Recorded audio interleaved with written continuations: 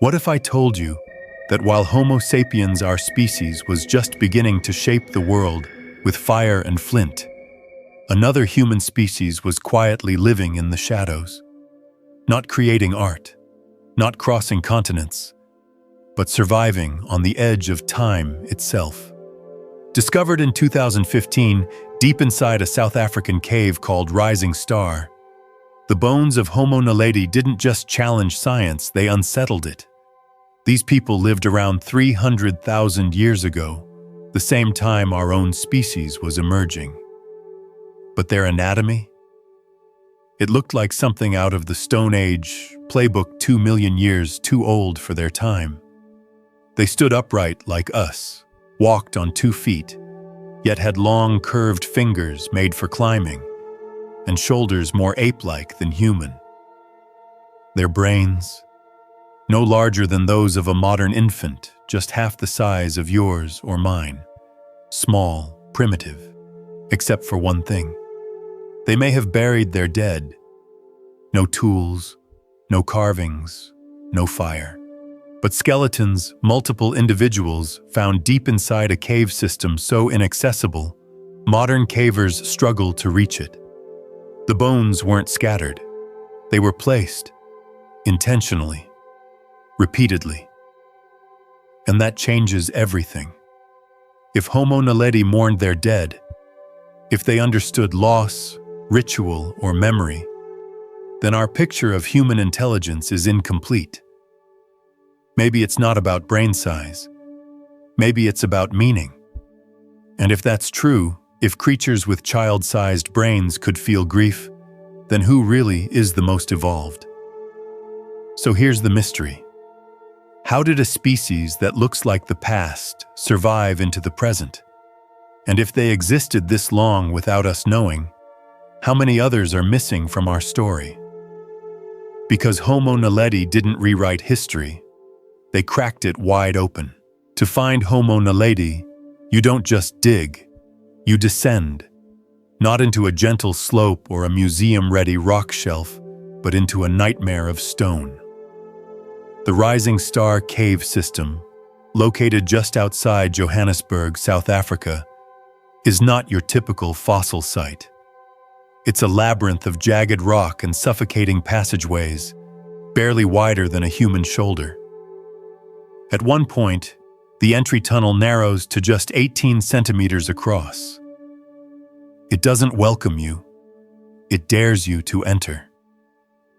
Even with today's gear, lights, and harnesses, reaching the fossil chamber requires experienced spelunkers, steady nerves, and bodies small enough to fit. It is pitch black. No light enters. No easy exit exists. And yet, something was there first. Within this deep, hidden chamber, scientists uncovered something that shouldn't exist. The remains of at least 15 individuals, male and female, young and old, infants, adults, the elderly, not scattered, not buried in layers, but concentrated in one eerie space.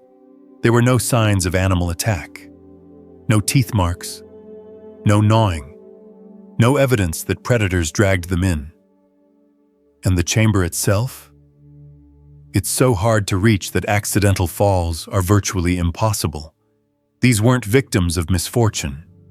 They were placed there, intentionally.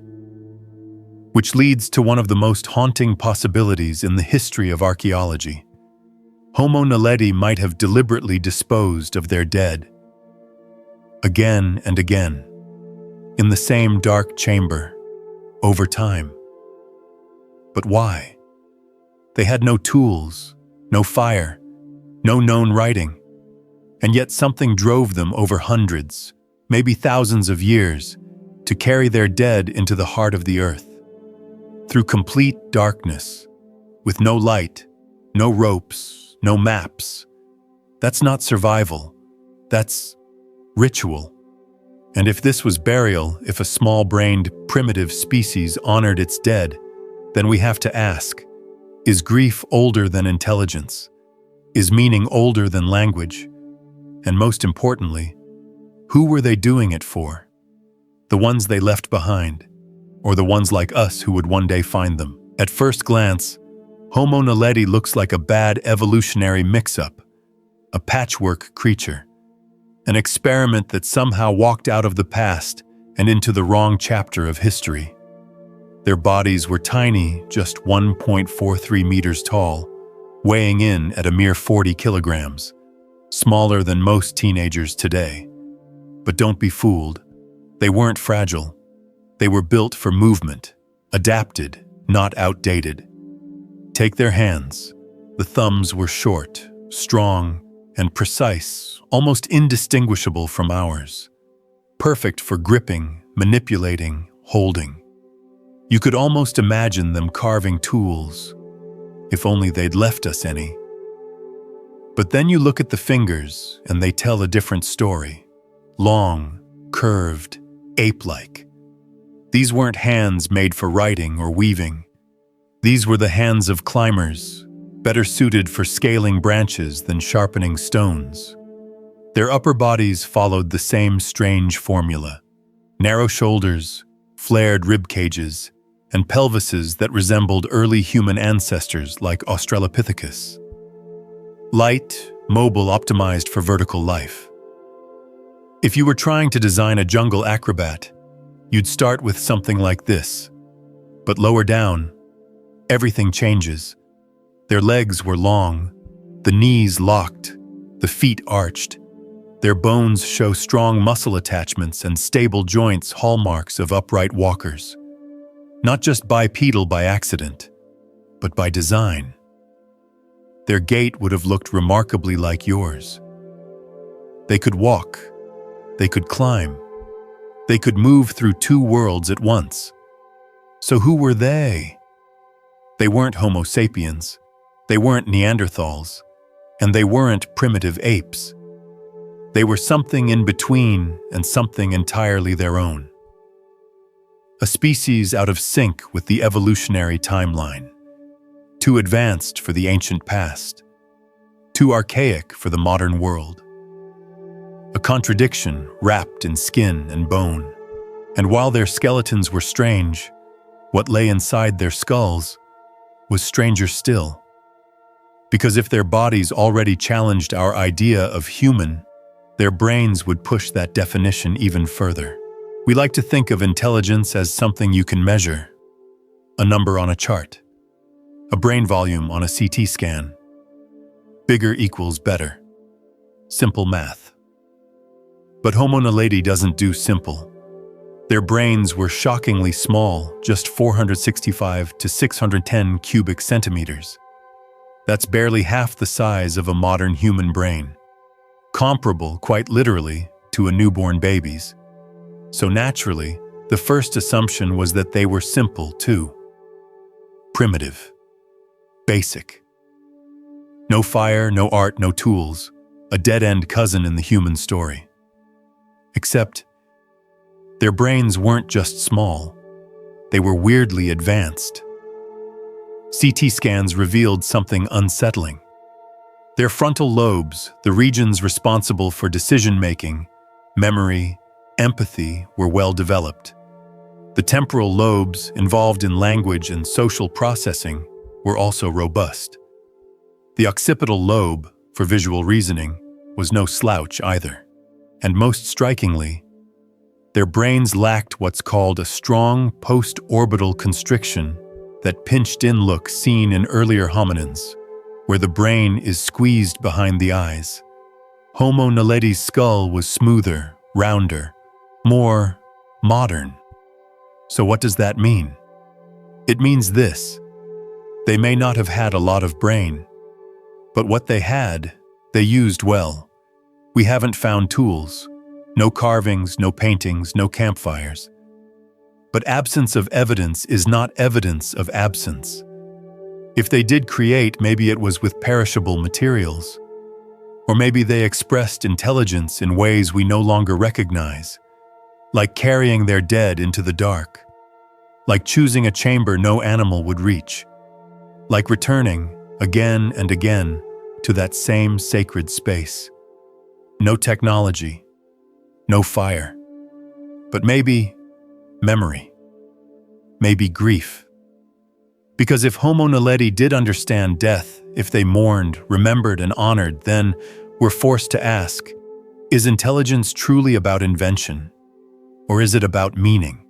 And if a brain the size of a grapefruit can hold love, fear, and farewell, then what exactly are we measuring when we say intelligence? You can learn a lot from a tooth. Not just what someone ate, but how they lived, how they struggled, how their body endured the quiet brutality of everyday life.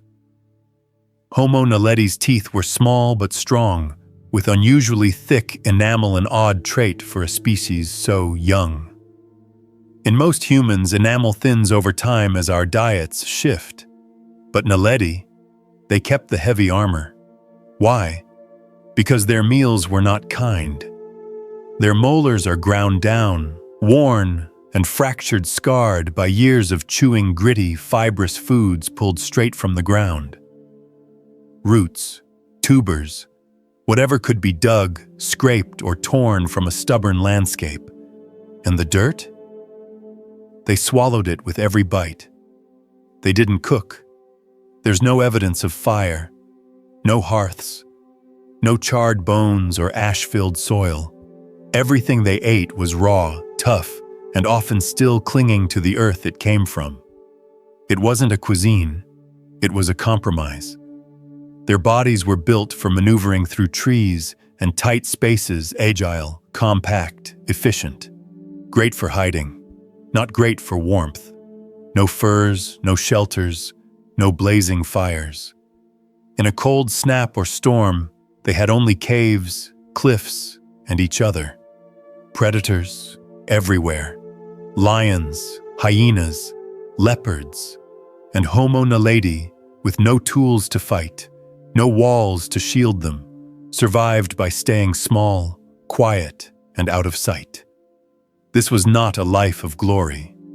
It was a life of grit, a life pulled from the ground, one root at a time.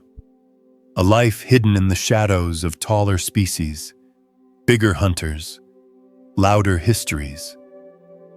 And when it ended, it returned to stone. Because their food came from the earth, and their bones returned to it. And in between, a life no one wrote down, but one the dirt remembered. Science loves neat branches, clean splits, labels that fit. But Homo naledi, they tear through the tree of human evolution like a gust of wind through old parchment-ripping connections, breaking lines, and leaving us holding fragments that don't quite fit anywhere. Who were they really? One idea suggests Naledi was an ancient offshoot splitting from the rest of humanity nearly 900,000 years ago, then living in deep isolation. Like a ghost lineage, tucked away in some forgotten corner of Africa, evolving in secret as the world changed around them. Another theory proposes something more radical: hybridization, a long-lost interbreeding event between early Homo and even older ancestors like Australopithecus, a merging of two evolutionary worlds, brains from one, bodies from another, creating a species that didn't follow the rules because it was never meant to. Then there's the more conservative guess. Maybe they were a sister species to Homo erectus, our globe-trotting, fire-wielding cousin. But even that doesn't quite add up. Their skulls don't match, their limbs behave differently, and the timeline feels misaligned. So which is it? We don't know, and that's the truth. Because unlike other ancient humans, we haven't sequenced Homo naledi's DNA. The cave was too hot, too wet. No genetic material has survived. No mitochondrial trail to trace. No genome to compare. Just bones.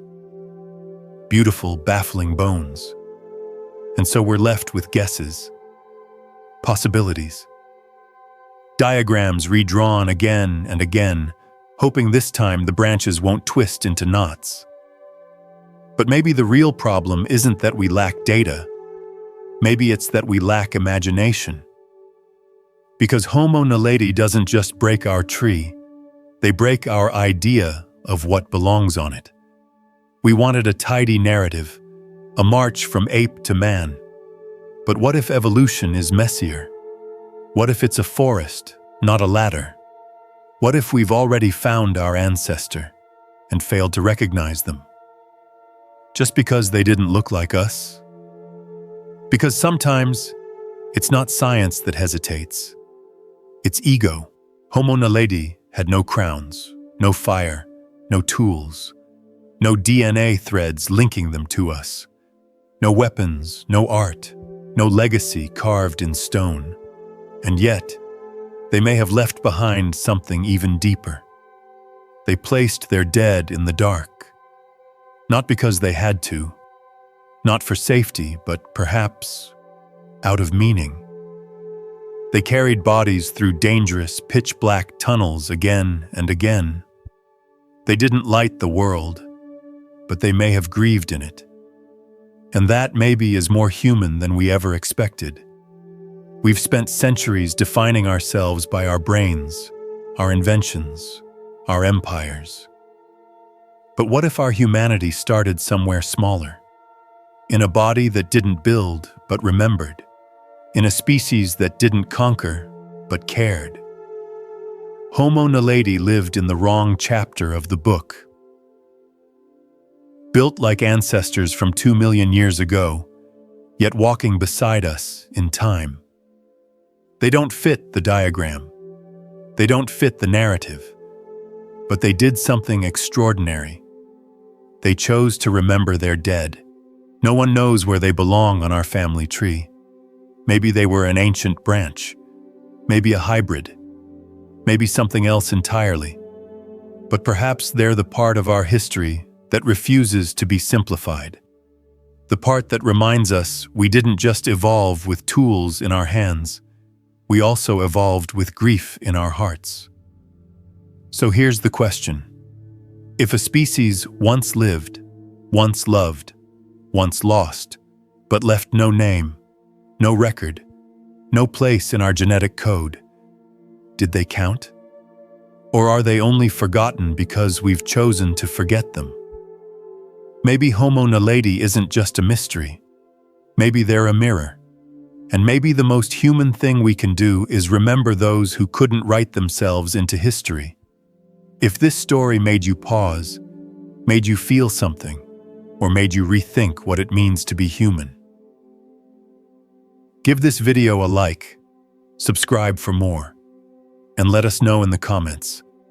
Do you believe Homo naledi truly understood death? Or are we just seeing our reflection in the dark?